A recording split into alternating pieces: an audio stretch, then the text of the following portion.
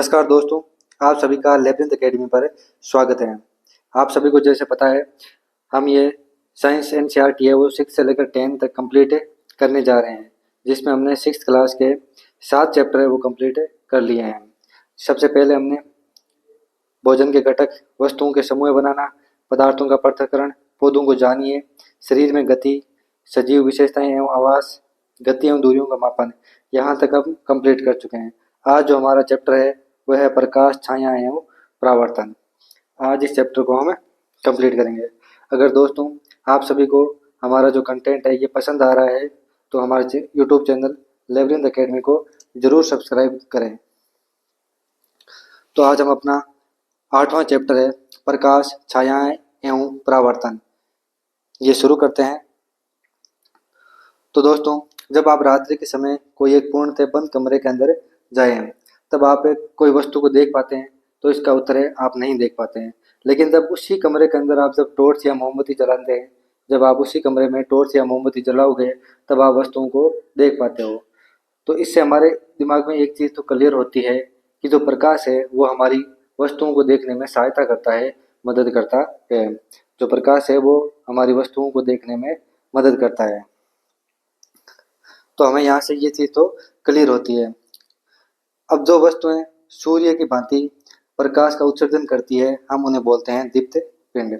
जो वस्तुएं होती है वो सूर्य की भांति प्रकाश का उत्सर्जन करती है, हम उन्हें बोलते हैं दीप्त पिंड। दीप्त पिंड जैसे मान लीजिए कि सूर्य हो गया, टॉर्च हो गई, मोमबत्ती हो गई, या ऐसा कोई भी दूसरा साधन जो कि प्रकाश का उत्सर्जन करता है, हम उसे दीप्त पिंड नाम देंगे। यहाँ पर हम बहुत ही बेसिक चीज़ें पढ़ रहे हैं और इस चैप्टर में तो आपको बहुत अच्छी अच्छी चीज़ें देखने को मिलेगी जो कि आपको कॉम्पिटिटिव एग्जाम्स में बिल्कुल काम आएगी, और ये कोई भी कोचिंग इंस्टीट्यूट या आपको गाइड के अंदर नहीं देखने को मिलती है। तो इस चैप्टर को आपको बड़े ध्यान से पढ़ना है।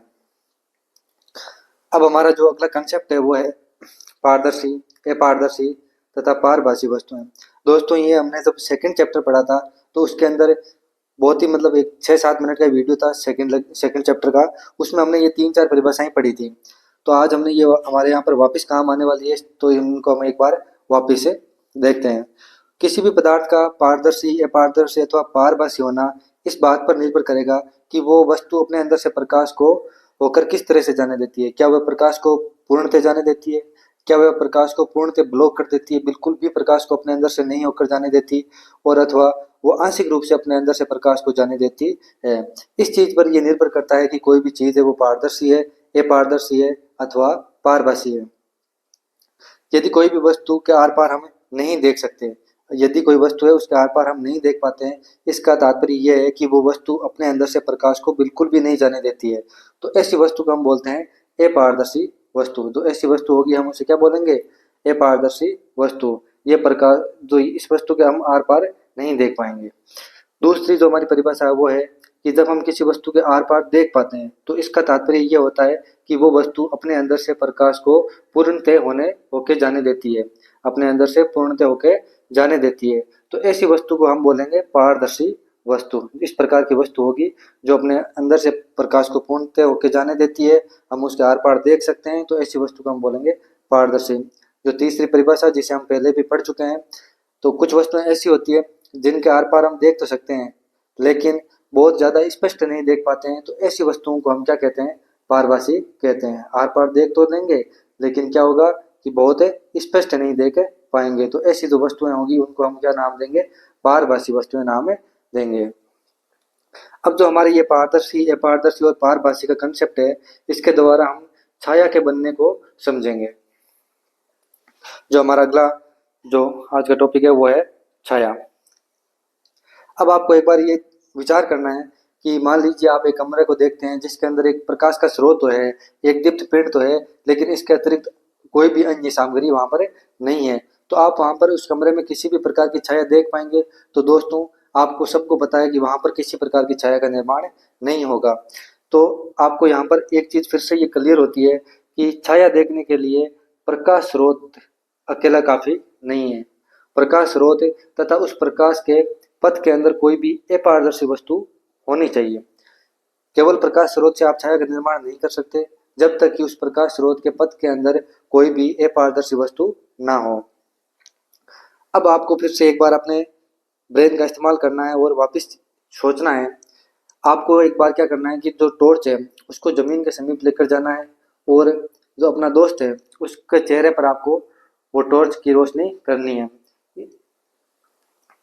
तो अब आप प्रकाश स्रोत तथा प्रकाश के पथ के अनुदिश एक अपारदर्शी वस्तु पाएंगे। आपके पास आपकी टॉर्च है जो कि आपका प्रकाश स्रोत है और एक अपारदर्शी वस्तु जो कि आपका मित्र है वो है।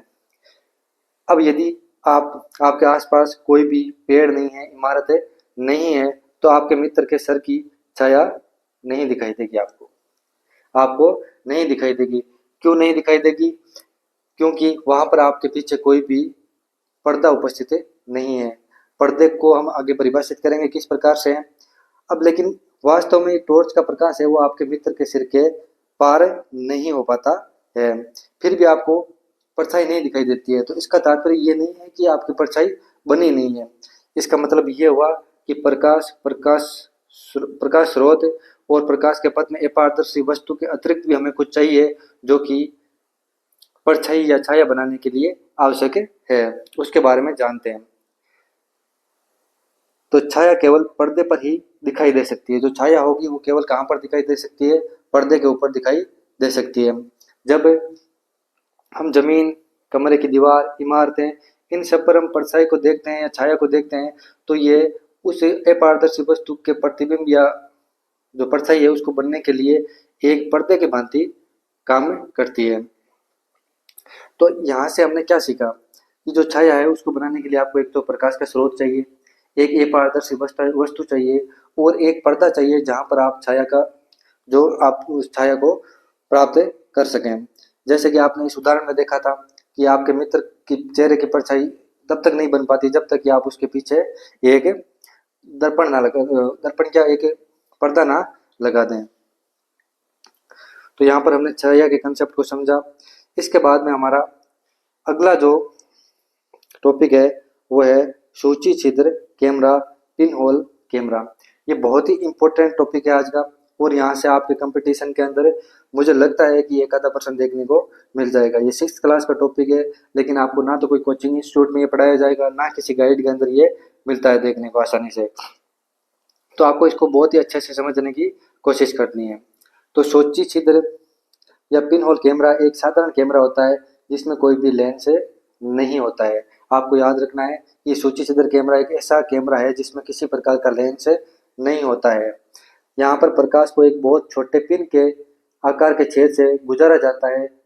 इसके चारों ओर उचित आवरण करके प्रकाश रोधी बनाया जाता है। यहाँ पर आप चित्र देखिए, इस चित्र पे आपको ये छोटा सा छिद्र दिख रहा होगा। इस छिद्र से प्रकाश को गुजारा जाता है तथा इसके चारों ओर का आवरण इस प्रकार से किया जाता है कि इसको प्रकाश रोधी बनाया जा सके। इस पूरे को बाकी को प्रकाश रोधी बनाया जा चुका है।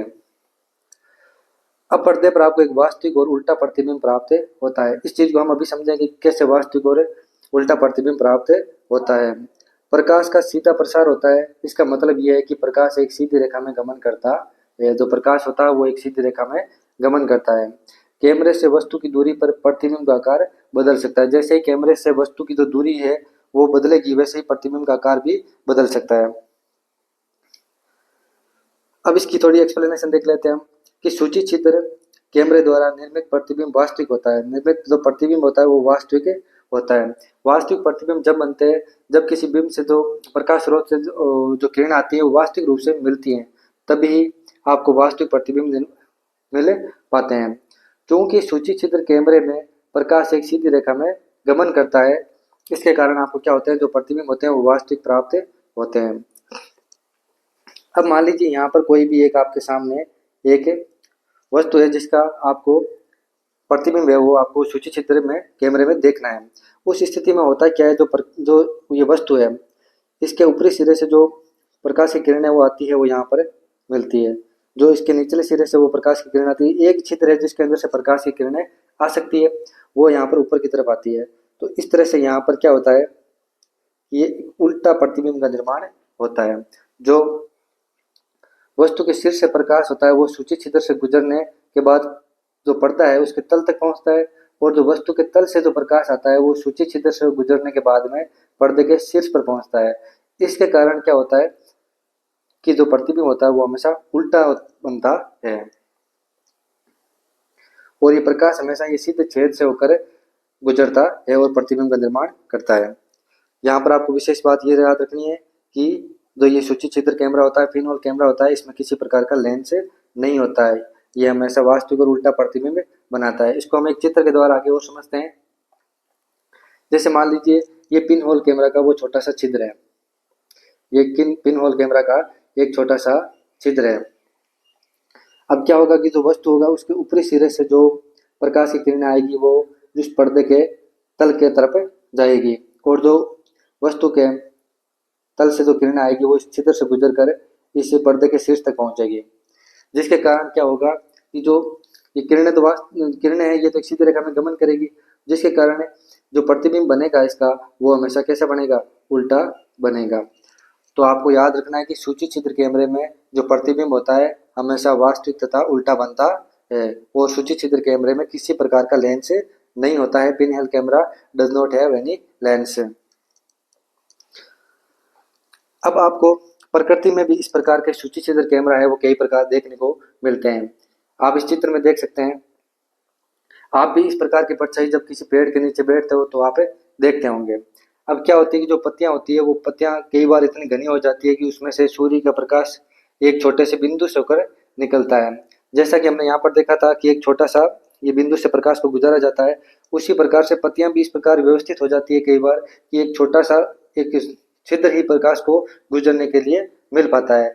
तो उस स्थिति के अंदर भी जो नेचर है, जो प्रकृति है, वहां पर एक सूची छिद्र पिन होल कैमरा का निर्माण कर देती है। तो हमें तो ये गोल गोल आकृतियां प्रकाश की इस परछाई के अंदर जो छाया होती है उसमें दिखाई देती है, वो वास्तव में सूर्य के सूची छिद्र प्रतिबिंब होते हैं। वो वास्तव में क्या होते हैं, सूर्य के सूची छिद्र प्रतिबिंब होते हैं।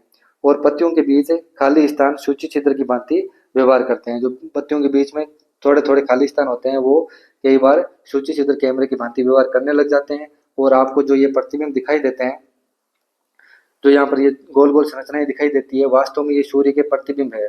और सूर्य गोल होता है इसलिए इसके प्रतिबिंब उल्टे सीधे का आपको अंतर पता नहीं लग पाता। यहाँ पे देख सकते हो वृक्ष के नीचे सूर्य के प्रतिबिंब। सूची छिद्र प्रतिबिंब आदि तभी संभव है जब प्रकाश केवल सरल रेखा में गमन करे। आपको ये याद रखना है हमेशा कि जो सूची छिद्र कैमरे का जो बेस कंसेप्ट है वो किस कंसेप्ट पे काम करता है, वो इसी कंसेप्ट पे काम करता है कि जब प्रकाश होता है वो हमेशा एक सरल रेखा में गमन करता है। जब प्रकाश एक सीधी सरल रेखा में गमन करे तभी ये संभव है कि सूची छिद्र कैमरे से आप प्रतिबिंब का निर्माण कर पाए। प्रकाश एक सरल रेखा में गमन करता है, इसी कारण से जब कोई अपारदर्शी वस्तु इसे रोकती है तो उस वस्तु की परछाई या छाया बनती है।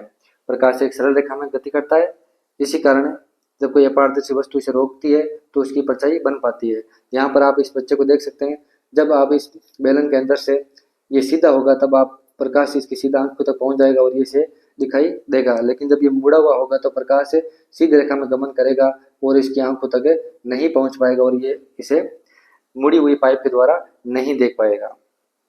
तो आपको आप इन्हीं चीजों इसी कंसेप्ट के बारे में पता चला कि जो प्रकाश होता है वो एक सीधी सरल रेखा में गमन करता है। अब हमारा जो अगला टॉपिक है उसे हमें समझना है कि दर्पण तथा परावर्तन। दर्पण और परावर्तन। हम सभी दर्पण का उपयोग करते हैं और दर्पण में अपने चेहरे को देखते हैं, और वास्तव के अंदर जो हम अपने चेहरे को देखते हैं ये हमारे चेहरे का उस दर्पण में परावर्तन होता है। क्या होता है? परावर्तन। दर्पण में हमारे चेहरे का परावर्तन है। दर्पण होता है अपने ऊपर पड़ने वाले प्रकाश की दिशा को बदल सकता है। जो दर्पण होता है वो उसके ऊपर पड़ने वाले प्रकाश की दिशा को बदल सकता है। प्रकाश सरल रेखा के अनुदिश गमन करता हुआ दर्पण से परावर्तित हो जाता है। यहाँ पर आप देख सकते हो एक ये दीप्त स्रोत है इसके पास, यहाँ से प्रकाश गमन करता हुआ दर्पण पर गया और उसके पश्चात उसकी दिशा बदल गई। तो जो दर्पण होता है वो प्रकाश की दिशा को बदल सकता है, और दर्पण के द्वारा हम परावर्तन में हम स्पष्ट प्रतिबिंब प्राप्त करते हैं। तो आज हमारा जो दोस्तों ये चैप्टर है ये यहाँ पर फिनिश होता है। अगर दोस्तों आपको हमारा पढ़ाने का तरीका अच्छा लगता है, हमारे जो वीडियो लेक्चर हैं आपको पसंद आते हैं, तो ज़रूर वीडियो लेक्चर को लाइक करें। अगर आपके विचार हैं कुछ उनको कमेंट बॉक्स में लिखें। अपने जो दोस्त हैं जो कि विभिन्न प्रकार की प्रतियोगी परीक्षाओं की तैयारी कर रहे हैं, उन्हें ये वीडियो जरूर शेयर करें, सब्सक्राइब कर बेल आइकन दबाएं। आप सभी का धन्यवाद।